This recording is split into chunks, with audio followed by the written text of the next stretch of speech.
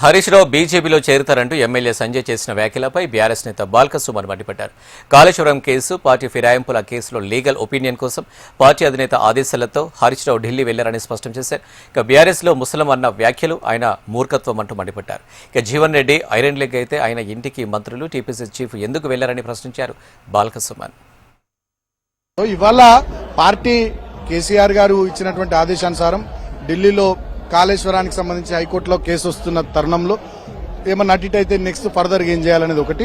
Party ఫిరాయింపుల అంశానికి సంబంధించి అడ్వకేట్స్ తోని మాట్లాడడానికి ఢిల్లీలో మా వినోద్ గారు, మా రాజ్యసభలో deputy floor leader Vaddiraju Ravichandra గారు, హరీష్ రావు గారు కేసీఆర్ గారి ఆదేశాల మేరకు వారు వెళ్లడం జరిగింది తప్ప ఇంకోటి కాదు. మరి వాళ్ళ కేటీఆర్ గారు కూడా రావట్లేదు. గ్యాప్ ఉన్నట్ట ఏది పిచ్చి వాదన, ఈ మూర్ఖత్వపు ఆలోచనలు ఏంది?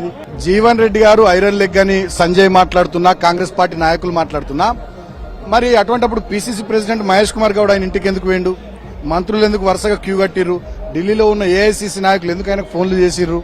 ఆయనను ఉంచుకోవడానికి, పార్టీలో కొనసాగింపజేయడానికి బుజ్జగింపుల పర్వం ఎందుకు చేసిర్రు? ఇదంతా